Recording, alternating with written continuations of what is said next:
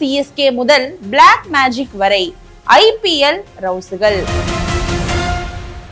ஒவ்வொரு ஆண்டும் April May மாதங்களில் வெயிலோடு சேர்ந்து ஐபிஎல் கிரிக்கெட் பற்றிய பேச்சும் சூடு பிடித்துவிடும். தற்போது 19வது ஐபிஎல் கிரிக்கெட் தொடர் நடைபெற்று வருகிறது.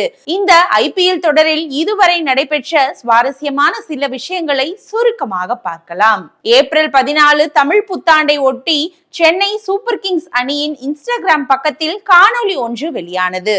அதில் தோனி உட்பட சிஎஸ்கே அணியை சேர்ந்த வீரர்கள் தமிழில் எழுதப்பட்டிருந்த தங்களது பெயர்களை சரியாக அடையாளம் காண வேண்டும் என்பதுதான் சவால். சமூக வலைத்தளங்களில் வைரலான இந்த காணொளியில் சென்னை அணியில் ஒரு தமிழக வீரர் கூட இல்லையே என சிலர் சுட்டிக்காட்டி கிண்டலடிக்க தமிழ் புத்தாண்டில் CSK தாக்கப்பட்டது.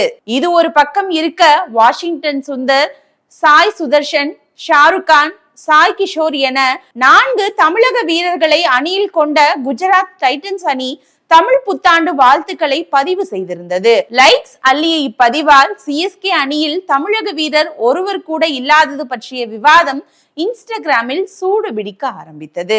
CSK RCB, CSK MA அணிகளுக்கு இடையிலான ஐபிஎல் போட்டிகளின் போது ரசிகர்கள் மோதல் இருப்பது வழக்கம். நடப்பு ஐபிஎல் தொடரில் பெங்களூரு சின்னசாமி மைதானத்தில் சிஎஸ்கே ஆர்சிபி அணிகள் மோதின. இந்த போட்டியின் போது ஆர்சிபி ஆதரவு டிஜே ஒருவர் சென்னை வீரர்களை கிண்டல் செய்யும் வகையில் தோசை, இட்லி, சாம்பார், சட்னி என்கிற பாடலை அவ்வப்போது பிளே செய்ததாக கூறப்படுகிறது. இது சிஎஸ்கே அணியின் தமிழ் அடையாளத்தை கொச்சைப்படுத்தும் விதமாக இருந்ததாக சுட்டிக்காட்டிய சிஎஸ்கே அணி நிர்வாகம் பிசிசிஐயிடம் புகாரை தட்டிவிட்டது. போட்டி நடைபெறும் மைதானத்தை ஹோம் கிரவுண்டாக கொண்ட அணி ஆதரவாக டிஜேக்கள் பாடல்களை பிளே செய்வது அண்மை காலமாக வழக்கமாகிவிட்டது. என்றாலும் எதிரணியை கிண்டல் செய்யும் வகையில் அல்லது மனதை புண்படுத்தும் வகையிலான பாடல்களை தவிர்க்க வேண்டுமென டிஜேக்களுக்கு கட்டுப்பாடு விதித்திருப்பதாகவும் சொல்லப்படுகிறது. நடப்பு ஐபிஎல் தொடரில் சிஎஸ்கே அணியை சுற்றும் சர்ச்சைகளில் மற்றொரு விஷயம்தான் பிளாக் மேஜிக். சன்ரைஸ் ஹைதராபாத் அணிக்கு எதிராக சிஎஸ்கே அணி ஒரு போட்டியில் விளையாடியது. இப்போட்டியின் போது ஹைதராபாத் அணி ரசிகர் ஒருவர் கையில் எலுமிச்சை பழத்தோடு மந்திரம் சொல்வது போலவும், அவர் மந்திரம் சொன்னதற்கு பிறகு சிஎஸ்கே அணி வீரர் ஒருவர் ஆட்டமிழப்பது போலவும் காணொளி ஒன்று வெளியானது.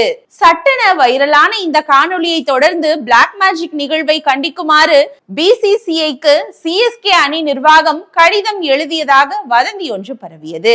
எது உண்மை எது பொய் என தெரிவதற்குள் பிளாக் மேஜிக் சம்பவம் பெரிய ஐபிஎல் வதந்தியாகிவிட்டது. ஹைதராபாத் ரசிகர் விளையாட்டாக மந்திரம் செய்வது போல பாவனை செய்தது உண்மை என்பதும், அதனால் பிளாக் மேஜிக் செய்யவில்லை என்பதும் தெரிய வந்துள்ளது.